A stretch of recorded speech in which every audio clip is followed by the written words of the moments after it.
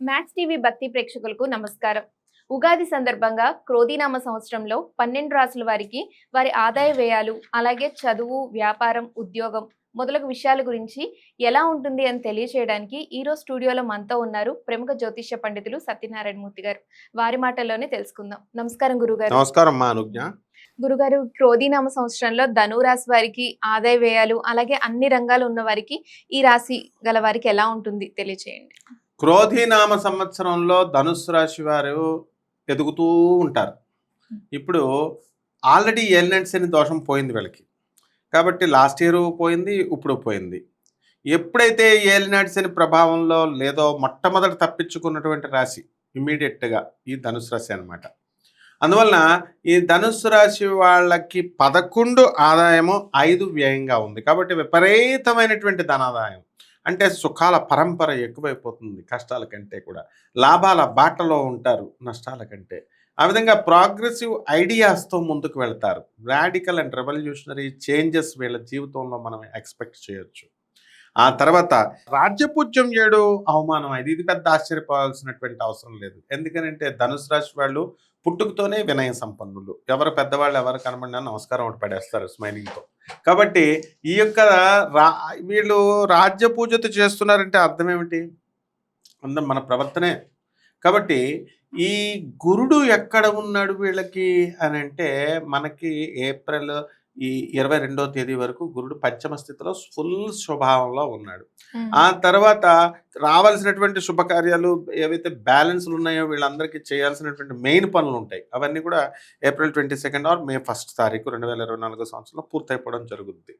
ఆ తర్వాత ఆ షష్ఠ స్థితిగతుడైనటువంటి గురుడు ఏం చేస్తాడంటే, మన ఎనిమీస్ని మనకు ఫ్రెండ్స్ కింద చేస్తాడు. ఎనిమీలు అంటే మనం ఏమనుకుంటాం అంటే కత్తులు పట్టుకొని కటారులు పట్టుకొచ్చిన శత్రువులేమో అనుకుంటాం. కాదు, మన పనికి లాస్ట్ ఇయర్ అడ్డొచ్చినటువంటి వాళ్ళు ఎవరైతే ఉన్నారో, ఏ ఆటంకాలు అయితే, ఏ గవర్నమెంట్ పాలసీస్ మ్యాటర్స్ ఏవైతే అడ్డున్నాయో అవన్నీ మీకు ఇప్పుడు సుగమం అయ్యి మీ పనులు మీకు వస్తాయన్నమాట. ఆ తర్వాత ఏమిట్రా దీనికంటే అద్భుతమైనటువంటిది తృతీయ స్థితిగతుడైనటువంటి శని ఇంతకాలం పెండింగ్లో ఉన్నటువంటి పనులన్నింటినీ కూడా పూర్తి చేస్తాడు. అయితే ఒక చోట ఏదో ఒక చోట మైనస్ ప్రతి రాశికి పెడతాడు దేవుడు. లేకపోతే అహం బ్రహ్మాస్మి మనమే దేవుళ్ళు అంటాం. అందుకని అర్ధాష్టమ రాహు పెట్టేశాడు. అర్ధాష్టమ రాహు ఎందుకు పెట్టేశాడు అంటే, మన సమస్యలు మనమే పరిష్కారం చేసుకుంటే ఏ ప్రాబ్లం ఉండకపోను. పక్కింటి వాళ్ళకి నీ ప్రాబ్లమ్స్ ఏంటి, ఎదురింటి వాళ్ళ ప్రాబ్లమ్స్, అందరి ప్రాబ్లమ్స్ సాల్వ్ చేయడానికి హెల్పింగ్ నేచర్ ఎక్కువ కాబట్టి వీళ్ళు వెళ్తారు. అయ్యో పాపం వాళ్ళ పని అవ్వలేదే అని చెప్పి వాళ్ళ కోసం బాధపడడం. ఈ విధంగా అనవసరమైనటువంటి విషయాల వల్ల కాస్త మనశ్శాంతి లోపం అనేటటువంటిది జరగడానికి అవకాశాలు ఉంటాయి. ఇకపోతే రాజ్యస్థితిగతుడైనటువంటి కేతుగ్రహం వల్ల వృత్తి స్టాండర్డ్గా all of a sudden change, అంటే డెవలప్మెంట్ అనేటటువంటిది వస్తుంది. ఇంతవరకు జాబ్లో ఇన్సెక్యూర్డ్ ఫీలింగ్లా ఉన్నటువంటి వాళ్ళకందరికీ కూడా సెక్యూర్డ్ ఫీలింగ్ అనేటటువంటిది ఈ కేతు ఇస్తాడు. అంటే కేతు అంటేనే శుభగ్రహం అనమాట. రాహువేమో భయపెడతాడు, కేతువేమో బుజ్జగిస్తూ ఉంటాడు అనమాట. ఆ విధంగా స్త్రీలు ఎవరైతే ఉన్నారో ఈ వృత్తిలో, ఈ యొక్క ధనుసు రాశిలో, వాళ్ళందరికీ కూడా ఉద్యోగాలు చేస్తున్నటువంటి వాళ్ళకి రెస్పెక్ట్ రావడం, వాళ్ళు ట్రాన్స్ఫర్స్ కోసం వేరే చోట పాపం ఉండడము, పని ఒక చోట, ఇల్లు ఒక చోట, వేరే ఊర్లో ఉండడము, భర్తలకు దూరంగా ఉండడం, వీటిలన్నిటికీ కూడా ఫుల్ స్టాప్ అనేటటువంటిది పడిపోతుంది. అండ్ ఎవరైతే బ్యాచ్ వివాహాల కోసం ఎదురు చూస్తున్నారో వీళ్ళందరికీ కూడా ఏప్రిల్ 22 లోపలే పూలమాలలు పడిపోవడం, వరమాలలు పడిపోవడం జరిగిపోతుంది. సంతానం కోసం ఫెర్టిలిటీ సెంటర్స్ తిరుగుతున్నటువంటి వాళ్ళు చాలా మంది ఉంటారు. అటువంటి వాళ్ళందరికీ కూడా కన్సీవ్ అయ్యారు అనేటటువంటి శుభమైనటువంటి వార్తని ఏప్రిల్ 22 లోపల వినడం జరుగుతుంది. సంతానం లేనటువంటి వాళ్ళకి సంతానం కలుగుతుంది, వివాహాలు కానటువంటి వాళ్ళకి వివాహాలు అవుతాయి. అండ్ విద్యార్థుల దగ్గరికి వచ్చేసరికి వీళ్ళు కొంచెం శ్రద్ధ కనుక చూపించినట్లయితే మంచి ఫలితాలు వస్తాయి. 6వ ఇంట్లో ఉన్నటువంటి గురుడు. అలాగే విదేశాలకు సంబంధించినటువంటి పిలుపు విశ్వవిద్యాలయాల నుంచి వీళ్ళకి వస్తుంది, మంచిగా సక్సెస్ అవుతారు.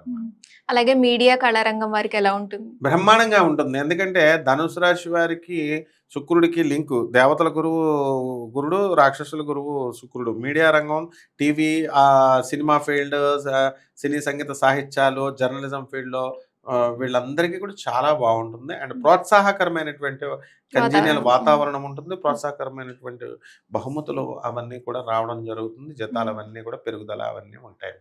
అలాగే రాజకీయ నాయకులకి ఎలా ఉంటది గురువు గారు? రాజకీయ నాయకులకి బ్రహ్మాండంగా ఉంటారు. వాళ్ళు మామూలు మినిస్టర్స్ అవడం కాదు, ధనుసు రాశిలో పుట్టిన వాళ్ళు సీఎంలు అయిపోతారు. అంటే సీఎం పోస్ట్ ఒకటే ఉంది కదా గురుగారు, ఒకళ్ళకే రావాలి కదా అని అడగొచ్చు. ఇప్పుడు చూద్దాం, ఇప్పుడు ఈ పార్లమెంట్ ఎలక్షన్ లో అన్ని మిగిలిపోయిన స్టేట్లలో ఎక్కువ మళ్ళీ సెన్సస్ చూస్తే ధనుసు రాశి సీఎంలే అవుతారు. అలాగే ఇంకా ఈ ధనుసు రాశి వారు ఇంకా మెరుగైన ఫలితాల కోసం చేయవలసిన పరిష్కారాలు, పరిహారాలు మనం రాహు గారిని ప్రసన్నం చేసేసుకుంటే సరిపోద్ది. రాహు అర్ధాష్టమ రాహు కాబట్టి రాహు జపం, రాహు స్తోత్రాలు, రాహు కిలోం పావు మినుముల్ని, ఆవుపేట రంగు ఉన్నటువంటి వస్త్రాన్ని పేద బ్రాహ్మణులకి శనివారం నాడు ఉదయం 8 గంటలకి దానం చేయాలి.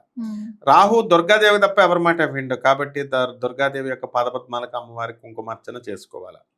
అండ్ గురువారం నాడు, గురువు అంటే దేవతల గురువు ఆయన బృహస్పతి, ఆయన కంట్రోల్ చేసేస్తాడు రాహుని, ఆయన్ని ఎక్కడ పెట్టాలో అక్కడ పెట్టేస్తాడు. కాబట్టి గురువారం నాడు దత్తాత్రేయుడు కానీ, వీరబ్రహ్మేంద్ర స్వామి వారు కానీ, లేదా గురు రాఘవేంద్ర స్వామి వారి దర్శనము, శ్రీ గురు చరిత్ర పారాయణం చేయడం వల్ల జూపిటర్ అంటే ఈ యొక్క గురు గ్రహము రాహు గ్రహాన్ని కంట్రోల్ చేస్తుంది.